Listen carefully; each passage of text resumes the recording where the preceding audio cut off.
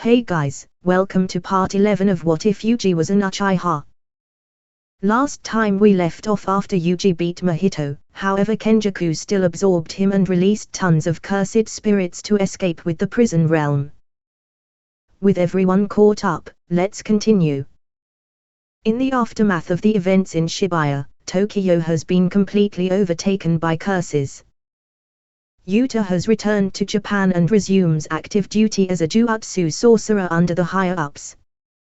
Headquarters releases several notices as consequences for the Shibuya incident, including Yuji Itadori's execution to be carried out by Yuta himself. Elsewhere, a despondent Yuji sits alone on a large staircase. Choso approaches him and asks about his injuries. Yuji says that he is fine because of his domain expansion restoring his damaged sight and healing his wounds, also telling Choso he can feel Sukuna getting stronger. Choso says that he, Iso, and Kekitsu will be fine by themselves while they collect the remains of their other siblings, telling Yuji that he can return to Jutsu High. Yuji, however, replies that Sukuna has something planned for Megumi and that he himself has killed too many people, reminding Choso that he almost killed him and his brothers. Choso calmly says that it was a misunderstanding and that forgiveness isn't involved when it comes to brothers. As the two head out to deal with more cursed spirits, Naoya and Yuta are each seen moving out to track Yuji and kill him. Standing alone on a bridge, Yuji claps his hands together multiple times to draw out several cursed spirits. He leads them down into an underpass where Choso appears, killing most of them with a single piercing blood shot. The one remaining cursed spirit leaps toward Choso, but Yuji easily deals with it by crushing it against the wall. Choso is impressed by not only Yuji's power but also his finesse and control of cursed energy, describing him as a demon god. Naoya suddenly appears above them and says that he doesn't see Megumi, wondering how he could be so slow. As both Yuji and Choso stand ready, Naoya asks the two if they plan to run. Yuji seems confused, and Naoya reveals that Yuji's execution will resume now that Goho is no longer around to support him. Yuji then remembers Ino's words about how many sorcerers Goho has saved. Naoya tells Yuji that while he doesn't care if he lives or dies since his business is with Megumi, he can't allow him to be moving around freely, saying that he will first break Yuji's legs. Yuji asks what he wants with Megumi, and Naoya replies that he plans for him to die, preferably after he writes something to help him. In that instant, Naoya leaps down and says that Megumi is looking for Yuji. Although Yuji recognizes Naoya's speed, he is unable to avoid the strike to his face. Before Yuji or Choso can land a hit of their own, Naoya quickly jumps away and the two realize that it must be his cursed technique. Naoya tells Yuji that he is stronger than he expected, also wondering to himself about the identity of the person with him. Naoya coyly asks the two if he should increase his speed, however Yuji mockingly says that he is going to have to increase his speed if he wants to land a hit on him, activating his Sharingan. Enraged that Yuji was looking down on him, Naoya would dash towards him at an insane speed, so fast that Choso couldn't even follow. Attempting to strike Yuji in the face again, however, Yuji would catch it and twist his arm, tossing him to the floor, and putting him in an arm lock. Yuji would then attempt to shock Naoya to knock him out, however, he would suddenly feel the presence of Yuta, which rivaled even Gojo's presence, making him release Naoya out of fear. As Yuta unsheathes his katana, Yuji asks who he is and Choso seems to recognize his objective. Yuta jumps from the balcony above and destroys a portion of the wall on his way down, leaving both Yuji and Choso dumbfounded. Slowly approaching them, he asks who is with Yuji, and Choso says that Yuta must be Yuji's executioner. Naoya raises both his hands and assures Yuta that he is on his side, asking him if he is Okotsu. Yuji remembers the name as the second-year student mentioned by Megumi and that like Gojo, he is a special grade sorcerer. Naoya introduces himself as Maki's cousin and says that his objective is to kill Yuji as well, assuring him that he won't interfere but asking for something in return. Choso whispers to Yuji that he needs to run since they still don't know the trick to Naoya's speed, adding that he will take him on. Yuji asks if he will be okay, and as he readies his blood manipulation, Choso tells Yuji that he just needs to focus on getting away from Okotsu, pointing out that if he tries to fight someone similar to Gojo, he will be killed.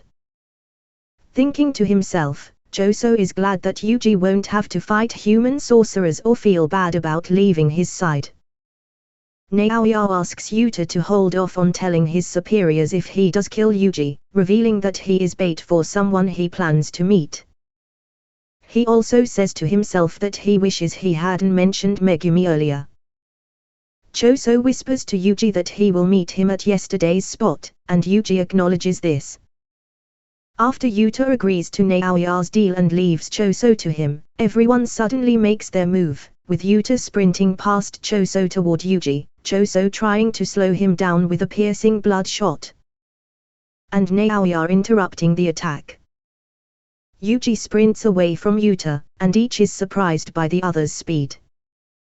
As Choso wonders if they guessed that he was trying to block Yuta, he readies his blood manipulation again, but Naoya strikes him before he can use it, revealing that he saw it being used earlier.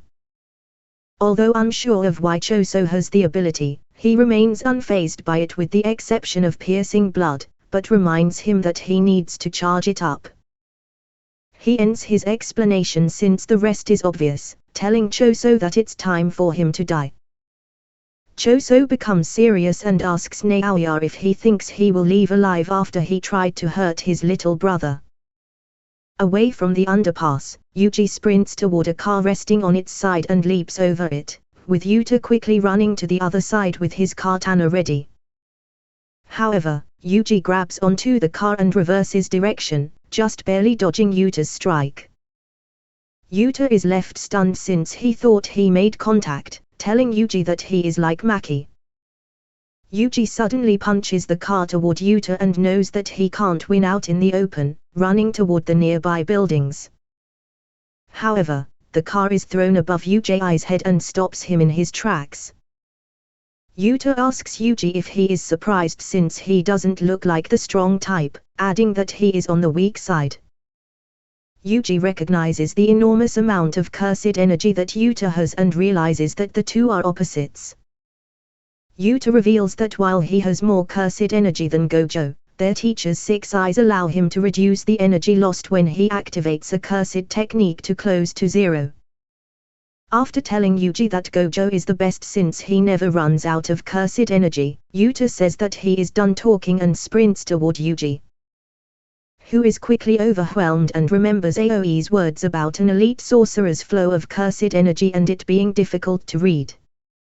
However, despite how unreadable Yuta's cursed energy is to a non-Uchiha, to Yuji, thanks to his Sharingan, it is child's play. As Yuji anticipates Yuta's attack, he draws his Raijin and activates Chidori Stream, successfully blocking the strike and then pushing harder, snapping Yuta's blade and forcing him to jump back.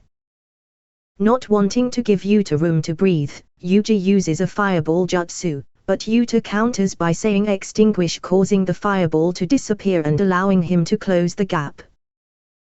Yuji, expecting Yuta to go for a strike with his broken sword, prepares to counter, but he is caught off guard as Ruka suddenly appears behind him, holding him in place.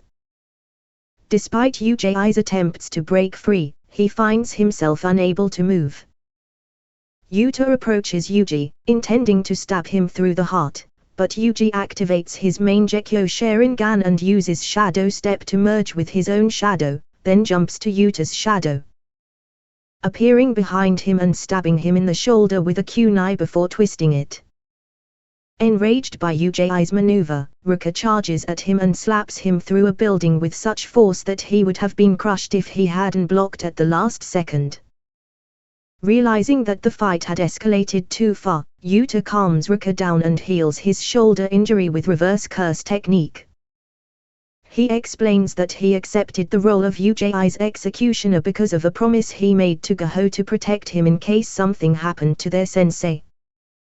Yuta reveals that to gain the trust of the higher-ups and become Uchiha's executioner, he had to make a binding vow to kill him, assuring Yuji that it would only be temporary.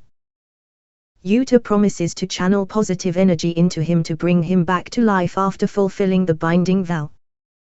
Using his Sharingan, Yuji understands that Yuta's words are true and expresses his trust in him by outstretching his arms, leaving himself completely defenseless and allowing Yuta to kill him. Meanwhile, Naoya remains confident in his cursed technique and tells himself that he can still move despite the binding effect of the blood. He instructs Choso to go ahead and fire, but as he dashes toward him, he wonders why Choso isn't releasing the attack. It is revealed that the move Choso intends to use was his own creation, honed over 150 years. Choso unleashes a supernova attack, causing the large orb of blood to shoot out in several directions and strike Naoya's body. Choso apologizes and expresses his inability to understand why Naoya didn't love his brothers. Behind Choso, Yuta suddenly appears, dragging an unconscious Yuji by his hoodie. Choso tries to react, but Yuta repeatedly strikes him in the face, knocking him to the ground. As Naoya looks up, Yuta comments that he seems to be hurt. As Yuta gazes down at the wounded Naoya, the latter meets his gaze with a glare before vomiting blood. Naoya worries that Choso's blood manipulation may have poisoned him but reassures himself that it's not the effect of a cursed technique. He realizes that Choso must be a full curse due to the copious amount of blood he used, surmising that his own body is rejecting the non-human blood. Yuta offers to heal Naoya with reverse cursed technique if he agrees to tell his superiors that Yuji died. In a flashback, a man named Jin is seen holding a baby and rebuffing his father's concern about her. The older man, revealed to be Yuji's grandfather Weijuk, warns Jin that he'll die if he doesn't abandon the child. Jin retorts, saying babies remember more than people think. Before Weijuk can speak further about Jin's deceased partner Kaori, a woman interrupts, addressing Weijuk as her father-in-law. Yuji abruptly awakens beside a fire, finding Yuta nearby. He thanks Yuta for keeping his promise, though Yuta nervously laughs, uncertain if the plan would succeed. Yuta mentions that the truth will surface eventually, but for now, the higher-ups will consider his death sentence fulfilled. When Yuji questions Yuta's motivations, Yuta explains that Yuji is important to those who matter to him. He shares that he once possessed a power he couldn't handle but believes Yuji shouldn't be blamed as he didn't choose his fate. As Yuji grapples with guilt, Megumi emerges from the darkness, suggesting they return to Juatsu High. He reminds Yuji of their duty as sorcerers and urges him not to give up, emphasizing the need to keep proving their worth by saving others. Megumi discloses that Noritoshi Kamo has initiated a culling game, endangering Tsumaiki. Despite Yuji's internal struggle, Megumi pleads for his strength to save her, prompting Yuji to accept his responsibility and resolve to protect those in need. The culling game's 8 rules are listed. Players must declare their participation at any given barrier within 19 days after awakening a cursed technique. Players who break the first rule could have their cursed technique removed. Non-players who enter the barrier become players and are considered to have declared their participation. Points are scored by killing other players. Points are determined by the game master, with sorcerers worth 5 points and non-sorcerers 1 point. Players may spend 100 points with the game master to add 1 new rule. The game master must accept any new rule except those that have a considerable and prolonged effect on the game. Players could have their cursed technique removed if their score stays the same for 19 days. Okay guys, this is the end of this part of What If Yuji Was an Uchiha. If you enjoyed, leave a like and comment, as well as subscribing with notifications enabled. With that out the way, This is demonic Saiyan saying bye.